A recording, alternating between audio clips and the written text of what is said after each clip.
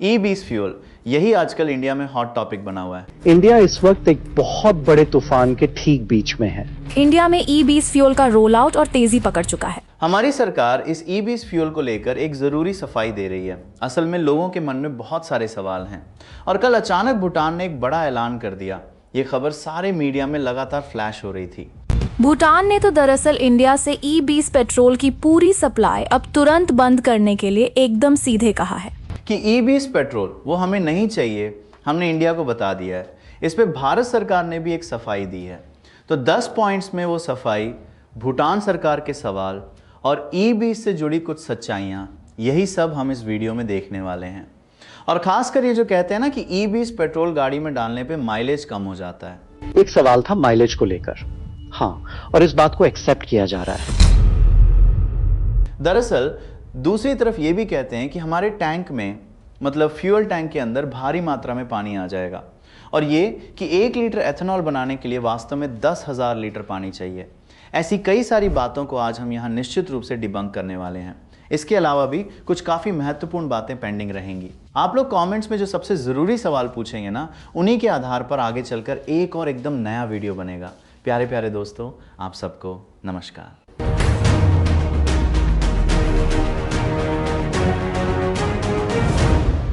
ई बीस पेट्रोल, भारत सरकार कह रही है कि हम इसे जल्दी ही यूज करने वाले हैं, पर कुछ लोग लगातार कह रहे हैं नहीं नहीं, ई बीस एक सचमुच बहुत बड़ा खतरनाक स्कैम है, हमें इस स्कैम में बिल्कुल भी नहीं फंसना चाहिए। खासकर इसे तो पूरी तरह टेस्ट भी नहीं किया गया है। ऐसे बिना टेस्ट किए ई बीस पेट्रोल को हम अपनी गाड़ियों में कैसे डाल सकते हैं? इस तरह के कई सवाल मीडिया के जरिए उठ रहे हैं। इस पर भारत सरकार का कहना है कि आप जाकर देखिए ये सवाल पूछ कौन रहा है। ये वही माफिया है, खासकर पेट्रोल डीजल माफिया, जिन्हें इससे फायदा होता था। वही लोग जानबूझकर बेवजह हमेशा से ही ये प्रोपेगेंडा फैला रहे हैं।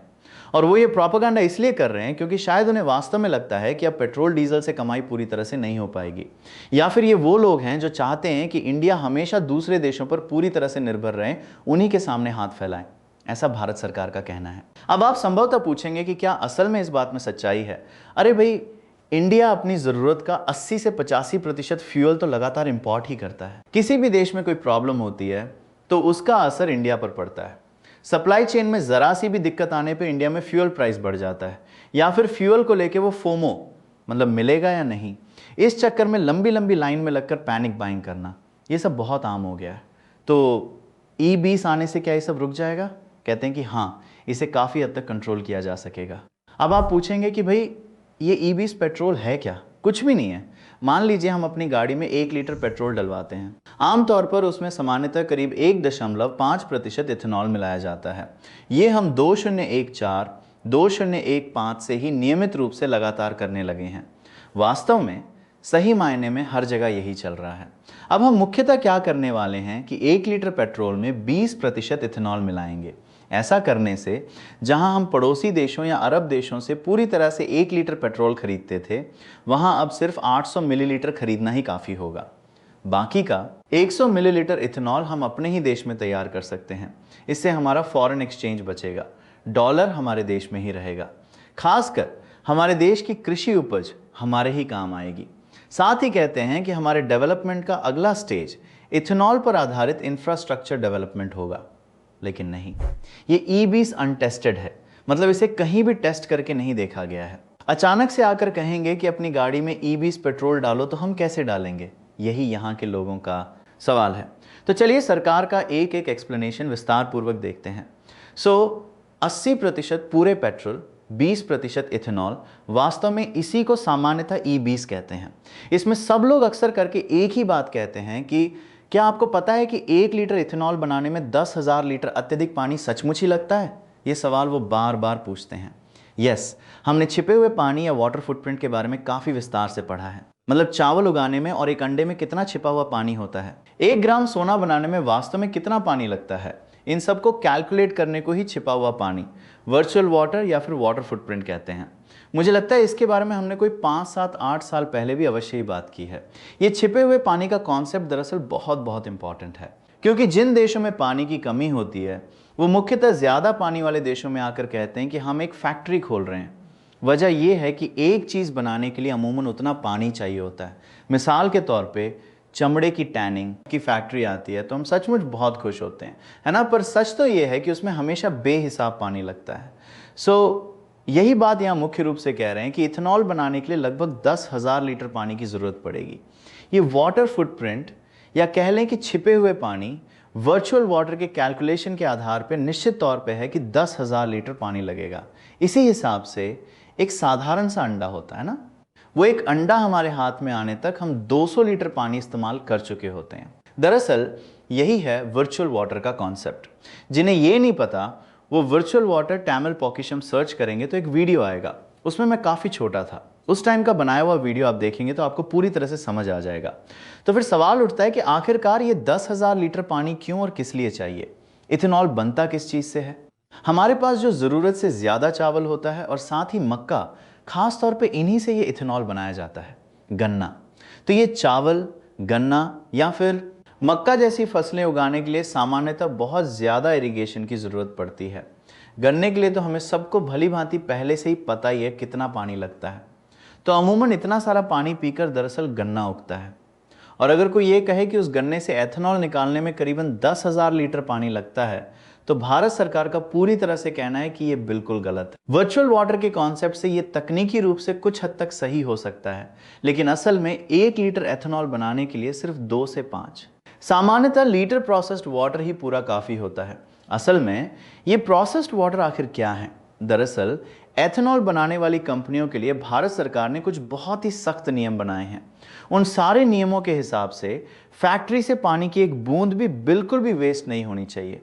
मतलब उन्हें जीरो वाटर वाली कंडीशन हर हाल में हमेशा फॉलो करनी होती है। तो फिर जो अतिरिक्त वेस्ट निकलता है आखिरकार उसका क्या करते हैं? तो उस वेस्ट को प्रोसेस करके उससे जो पानी मिलता है उसे विशेष रूप से दोबारा एथेनॉल बनाने के लिए इस्तेमाल किया जाता है। एथेनॉल बनाते वक्त जो पानी पूरी तरह से पोल्यूट होता है उस गंदे पानी को फैक्ट्री से बाहर निकालने के बजाय उसे फिर से वैज्ञानिक रूप से फिल्टर और प्रोसेस करके साफ पानी बनाया जाता है और दोबारा एथेनॉल बनाने में यूज़ किया जाता है। भारत सरकार स्पष्ट रूप से यही कह रही है कि इसमें सिर्फ प्रोसेस्ड वाटर ही इस्तेमाल होगा। हम इसे जीरो वाटर वेस्टेज के कॉन्सेप्ट पर ही आगे बढ़ा रहे हैं। तो इसमें ज़्यादा पानी कैसे खर्च हुआ? आप ही इसका जवाब दीजिए, ऐसा भारत सरकार पूछ रही है। नहीं, ये ई-20 तो किसी ने इस्तेमाल ही नहीं किया है, इतना सारा इथेनॉल कैसे? अगर ऐसा कोई सवाल उठाए तो भारत सरकार का कहना है कि भाई ये कोई नया कॉन्सेप्ट नहीं है, इसे कई देश पहले से इस्तेमाल कर रहे हैं। उन देशों की लिस्ट में ब्राज़ील है, United states of America, Canada, Thailand और जापान है। और सीरियसली कहूँ तो हाँ, ब्राज़ील एथेनॉल का बहुत ज़्यादा इस्तेमाल करता है। हम तो ई-20 के कॉन्सेप्ट पर अभी भी बहुत हद तक ही सीमित हैं, लेकिन ब्राज़ील तो ई-27 वाले कॉन्सेप्ट पर दरअसल बहुत आगे पहुंच चुका है। 27% एथेनॉल ब्लेंड ये ब्राज़ील ने अपनी ट्रांसपोर्ट पॉलिसी में सचमुच साफ स्पष्टता खुलेआम ऑफिशियली कहा है। रॉयटर्स को दिए एक बयान के मुताबिक ब्राज़ील ने कहा है कि हम ई-27 का गोल ऑलरेडी पूरी तरह से अत्यंत सफलतापूर्वक अचीव कर चुके हैं और हमारा अगला असल प्रमुख गोल ई-30 है, यानी कि सीधे लगभग 30% एथेनॉल के लेवल तक हम धीरे धीरे पहुंच रहे हैं। ये असल में एक लॉन्ग टर्म प्रोसेस है और ब्राज़ील का कहना है कि वो इसे जल्द ही पूरी तरह अचीव कर लेंगे। इसके बाद अगर कनाडा की बात करें तो उनके रिन्यूएबल फ्यूल्स रेगुलेशंस के हिसाब से गैसोलीन प्रोड्यूसर्स को कम से कम 5% रिन्यूएबल कंटेंट रखना ही पड़ता है। और जब 5% रिन्यूएबल कंटेंट की बात होती है तो उसमें ऑटोमेटिकली एथेनॉल भी अपने आप आ जाता है। कुछ प्रोविंसेस में तो ई-10 या उससे ज़्यादा एथेनॉल ब्लेंड किया जाता है, खासकर ऑन। तो अगर हम देखें 2025 में 11% इथेनॉल मिलाया जा रहा है, 2028 में ये 13% हो जाएगा, 2030 तक इसे 15 से 18% तक बढ़ा देंगे, ऐसा कनाडा ने कहा है। अगर हम यूनाइटेड स्टेट्स ऑफ अमेरिका की बात करें तो वो ई-10 नाम का ब्लेंड ऑयल यूज़ कर रहे हैं। कहा गया है कि ई-15 गवर्नमेंट गाइडेंस सपोर्ट के तहत एक्सपैंड हो रहा है, तो वो लोग भी ई-15 यानी 15% इथेनॉल और बाकी 85% पेट्रोल वाले कॉन्सेप्ट पर आ गए हैं। इस कॉन्सेप्ट पे आ गए हैं फ्लेक्स फ्यूल यानी ई-85 का भी अमेरिका में बहुत ज़्यादा इस्तेमाल हो रहा है, ये बात भी गौर करने वाली है। तो अमेरिका के किसी गैस स्टेशन या पेट्रोल स्टेशन पे अगर हम जाएं तो वहाँ ऑप्शंस होंगे। आपको नॉर्मल पेट्रोल चाहिए, ई-10 चाहिए या ई-20 चाहिए, सब मिलेगा। तो इंडियन गवर्नमेंट का कहना है कि भारत में भी ऐसा ही होने वाला है। हम सारा पेट्रोल बदल नहीं रहे हैं। जिन्हें नॉर्मल पेट्रोल डलवाना है वो पेट्रोल डलवा सकते हैं, जिन्हें ई-बीस डलवाना है वो ई-बीस डलवा सकते हैं, या फिर अगला फ्लेक्स फ्यूल चाहिए तो वो भी मिलेगा। फ्लेक्स फ्यूल मतलब E85, ठीक है। इसके बारे में हम किसी और वीडियो में बात करेंगे। इंडियन गवर्नमेंट इसका क्लैरिफिकेशन दे रही है कि ये सब हमारे कॉन्सेप्ट में है। थाईलैंड की बात करें तो E10, E20, E85 ये तीनों ब्लेंड उनके देश में मिलते हैं। वहीं अगर जापान की बात करें तो उनके मैटी 2025 एक्शन प्लान के हिसाब से वो E10 ऑप्शन 2030 तक और E20 ऑप्शन 2040 तक पूरा कर देंगे, ऐसा जापान गवर्नमेंट ने कहा है। तो ऑलमोस्ट सभी बड़े देशों का गोल यही है कि E20 पर आकर टिकता है कि किसी भी तरह हम E20 पर स्विच कर ही लेंगे, क्योंकि 2030 तक स्विच करने को कहा है, 2040 तक तो सभी स्विच कर लेंगे, ऐसा कह रहे हैं। इंडिया भी यही कह रहा है कि 2030 तक हमें E20 पर स्विच करना ही होगा और धीरे धीरे इस तरफ कदम बढ़ाए जा सकते हैं, ऐसा वो समझा रहे हैं। फिर अगर यूरोपियन यूनियन को देखें तो वहाँ E10 कॉमन है, ऐसा कहा जा रहा है। यूके गवर्नमेंट E10 पेट्रोल को अप टू 10% रिन्यूएबल एथेनॉल कहकर समझाती है। सो यूरोप में भी आ रहा है, ये हम देख सकते हैं। तो क्या ये एक अनटेस्टेड फ्यूल है? इतने सारे देश इसे निरंतर यूज कर रहे हैं, ये तो है ही, पर हमारे देश में भी कई कंपनियां जैसे एयरआई हो या OEM, ये लोग क्या कर रहे हैं कि इस E20 फ्यूल को यूज करके करीब 40,000 से 60,000 किलोमीटर की फील्ड पे बड़े पैमाने पे लैब टेस्टिंग कर रहे हैं। इस लैब टेस्टिंग में ये स्पष्ट रूप से सामने आया है कि E20 से इंजन को कोई डैमेज नहीं होता। लेकिन हाँ, एक बात है, माइलेज ड्रॉप होने के चांसेस हैं 3 से 3.5% तक। कुछ मीडिया चैनल्स इसे 3 से 6% तक का माइलेज ड्रॉप बता रहे हैं, ड्रॉप होने के चांसेस हैं, ऐसा कहा जा रहा है। सो ये माइलेज ड्रॉप क्यों होता है, चलिए ये देख लेते हैं। इसकी वजह है एनर्जी डेंसिटी। पेट्रोल के मुकाबले इथेनॉल की एनर्जी डेंसिटी कम होती है, यानी 1 लीटर पेट्रोल जलने पर जितनी एनर्जी बनती है उसके मुकाबले 1 लीटर इथेनॉल जलने पर थोड़ी कम एनर्जी मिलती है। इसलिए उतनी ही एनर्जी पाने के लिए हमें ज़्यादा इथेनॉल यूज़ करना पड़ता है। यही लो एनर्जी डेंसिटी का मतलब है। बट इस जगह पे ऑक्टेन जो है, भारत सरकार कहती है इस ऑक्टेन के बारे में समझने के लिए पहले ये जानना होगा कि पेट्रोल कैसे काम करता है और हमारे इंजन्स कैसे काम करते हैं। ये सब कुछ पिस्टन के अंदर ही होता है। सबसे पहले इस पिस्टन के अंदर एयर यानी हवा आती है। जब खाली पिस्टन मतलब उस खाली वाल्व के अंदर हवा आती है तो फ्यूल इंजेक्टर क्या करता है, वो फ्यूल को यानी पेट्रोल की थोड़ी सी मात्रा को स्प्रे की तरह छिड़क देता है। उस हवा के साथ ये स्प्रे मिक्स हो जाता है, पेट्रोल और इस तरफ की हवा मिक्स होकर अब क्या होगा, फ्यूल एयर मिक्सचर तैयार होगा। ये फ्यूल एयर मिक्सचर सिलेंडर के अंदर होता है और जब पिस्टन ऊपर की तरफ जाता है तो धीरे धीरे इस फ्यूल एयर मिक्सचर की जगह कम होती जाती है।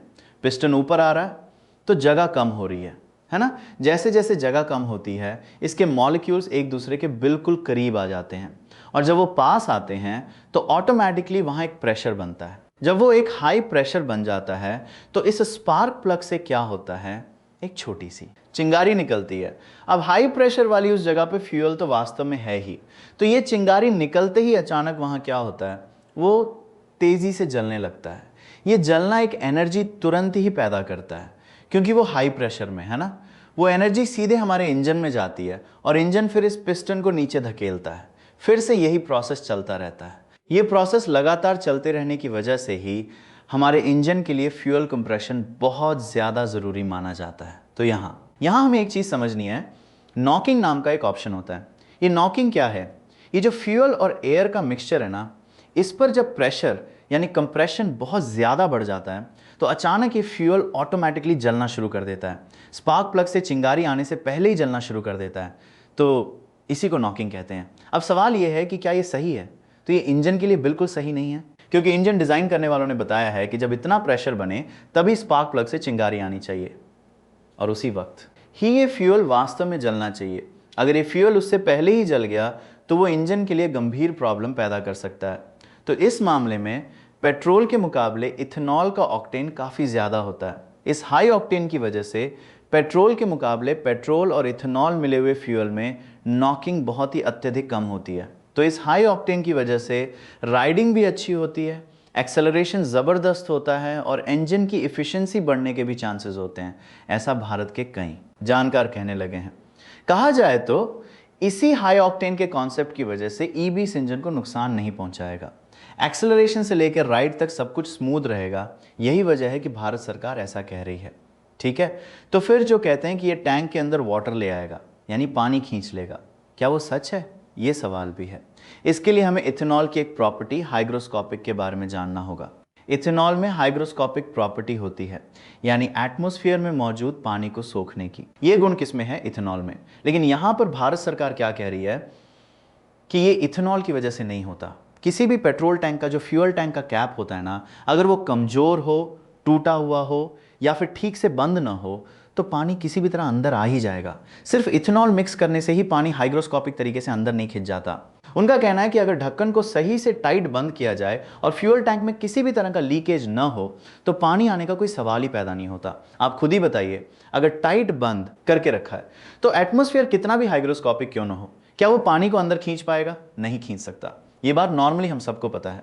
पर जो लोग ये कह रहे हैं कि हाइग्रोस्कोपिक प्रॉपर्टी की वजह से फ्यूल टैंक के अंदर पानी आ जाएगा, भारत सरकार ने इस दावे को खारिज कर दिया है। अच्छा, क्या प्रॉब्लम इतनी ही है?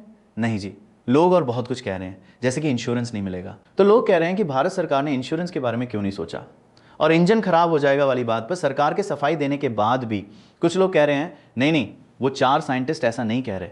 देखो, वो लोग गलत कह रहे हैं, ऐसा कहकर कुछ लोग अब भी सवाल उठा रहे हैं। तो अब तक हमने भारत सरकार की सफाई और उसके सबूत देख लिए हैं। अब अगर आपके मन में कोई सवाल है, जैसे कि अगर ई-20 इस्तेमाल में आया तो क्या दाम कम होंगे, तो जवाब है जी हाँ, दाम ज़रूर कम होंगे। और दाम कम होने के साथ साथ इससे हमें जो फ़ायदा होगा वो करीब 1.9 लाख करोड़ का होगा। तो फिर क्या हमें किसानों से और ज़्यादा फसलें खरीदनी पड़ेंगी? इस सवाल पे भारत सरकार कहती है कि 1.6 लाख करोड़ रुपए हम खर्च करेंगे, तो किसानों को देने के बाद भी जो बाकी का अमाउंट बचेगा वो हमारा मुनाफा होगा। लेकिन सबसे बड़ी बात यह है कि लगभग 2 लाख करोड़ रुपए जो हम विदेशों से ऑयल खरीदने पे खर्च करते हैं वो करने की ज़रूरत नहीं पड़ेगी। भारत सरकार यही समझा रही है कि हमारा पैसा हमारे देश के अंदर ही सर्कुलेट होगा। तो ओवरऑल मुझे उम्मीद है कि आपको ई-20 को लेकर एक पूरी एक्सप्लेनेशन और उसकी डिटेल्स मिल गई होंगी। अगर फिर भी कोई डाउट्स हैं तो नीचे कॉमेंट्स में बताइए, हम पक्का किसी और वीडियो में इस पर बात करेंगे। ये वीडियो आपको कैसा लगा अपनी राय ज़रूर बताइएगा। इस वीडियो के पीछे बहुत मेहनत है, आप इस मेहनत को अप्रिशिएट कर सकते हैं। चलिए, अच्छी बातें शेयर करके एक बेहतर समाज बनाएं। धन्यवाद, नमस्कार।